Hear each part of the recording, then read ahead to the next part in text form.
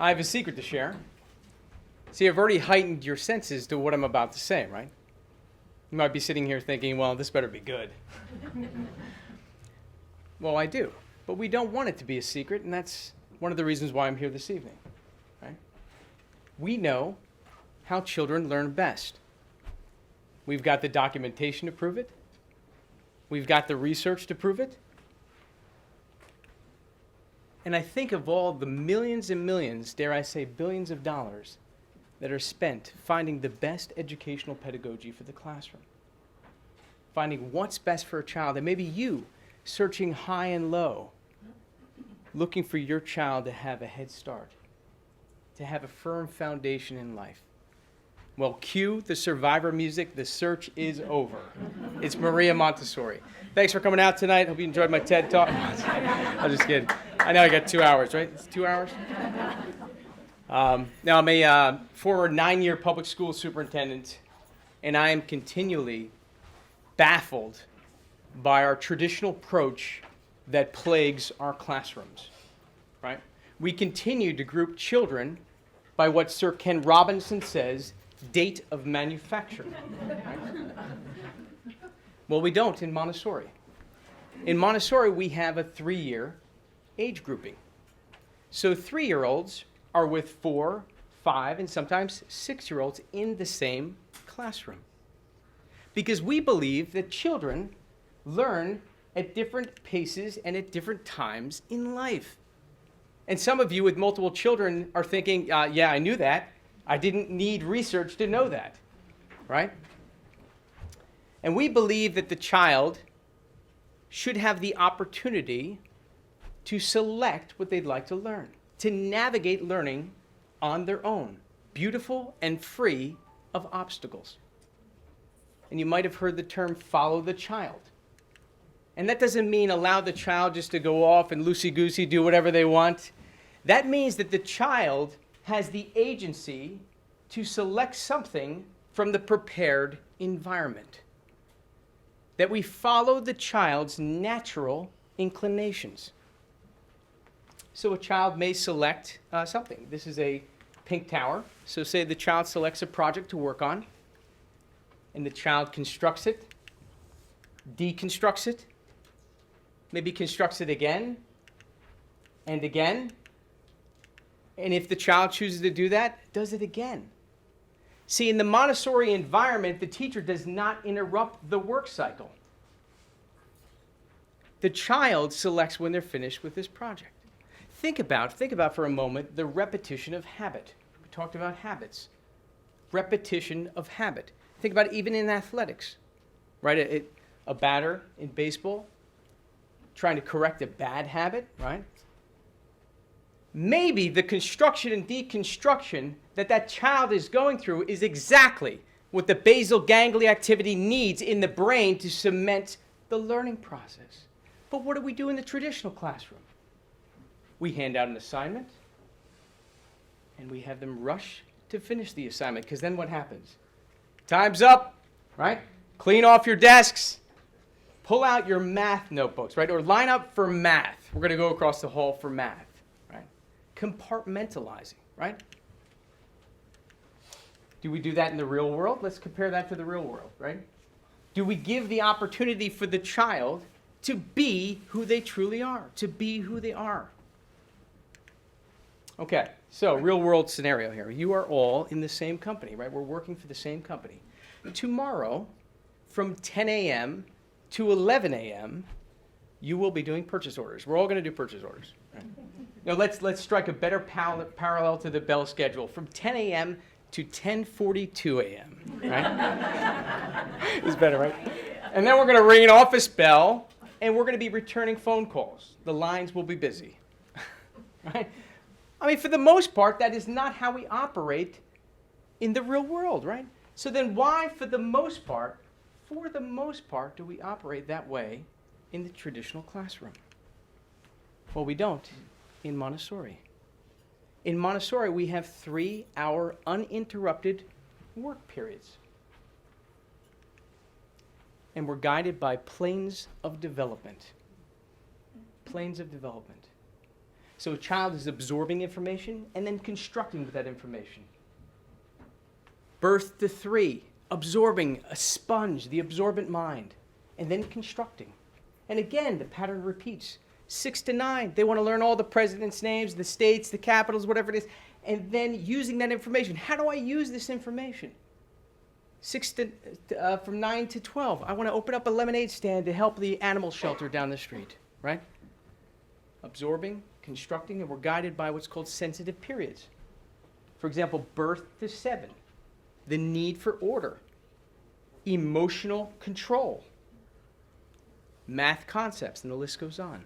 These are things that guide us. And this is all developed brilliantly by a feminist, an activist, a philosopher, a medical doctor, a teacher, and an anthropologist, Dr. Maria Montessori.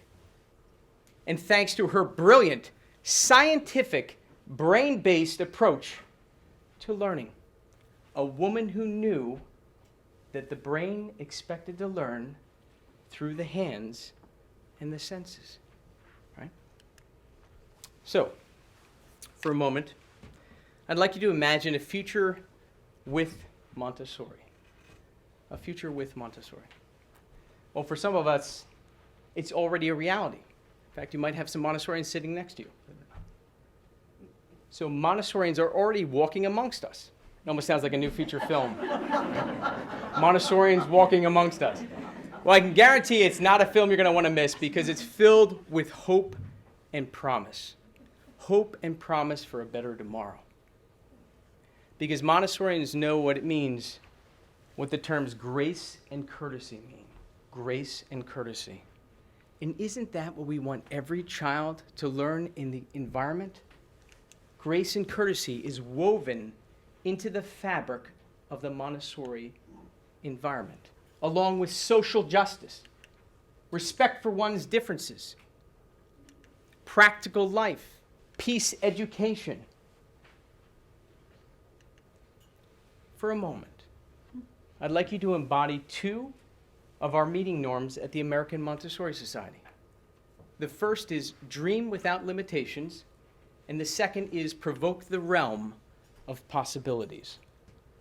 What would the world look like with Montessori? What would the world look like? Let's look through that lens of change. I wish I had like a mic, and wish this was interactive. I would ask you, but I'll give you what I think the world would look like. I see a cohesive society filled with peace, where people treat one another with grace and courtesy. Grace and courtesy in our workplaces, in our front lines of industries, in our athletic fields. It's already there. Thank you, Steph Curry. In our concert halls, and in the hearts and minds of all. Montessori at the workplace, where leaders are capitalizing on their employee interests, their natural interests and talents, which leads to more innovation.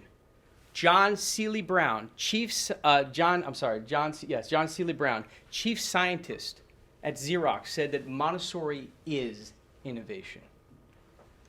Leaders who encourage creative energy flow, which leads to a cohesive working environment, caring for one another, supporting a healthy work environment. Montessori and dementia, where dementia patients are re-engaging in memories that are spared by dementia, such as motor memories, such as how to dress oneself, how to eat.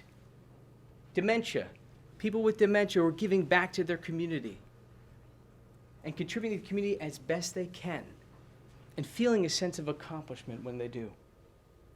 I see intergenerational programming, where communities are serving each other through all stages of life's developments. I see governments where leaders respect differences, regardless of your political party, right? Regardless of your political beliefs. Leaders who offer suggestions and agree to disagree and offer alternative solutions to the problems that we face in this world, right?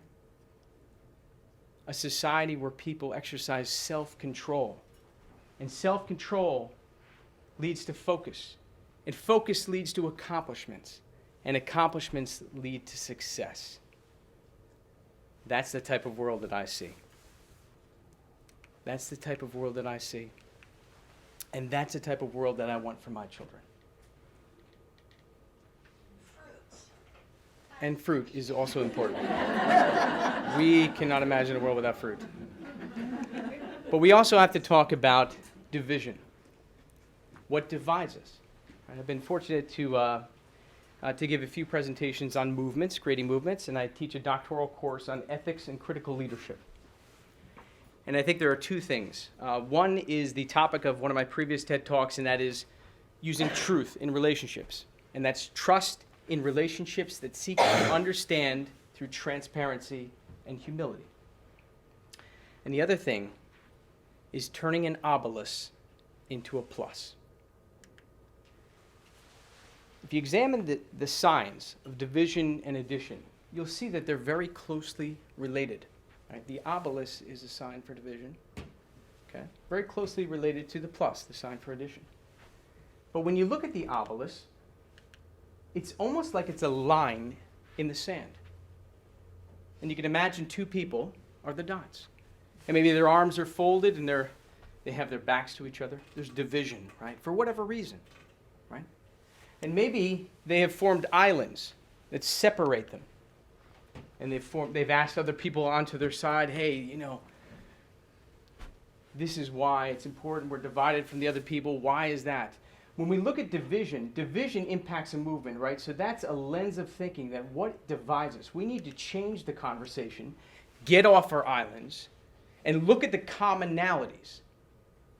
What makes us stronger is when we bridge that gap and we work together for a better world.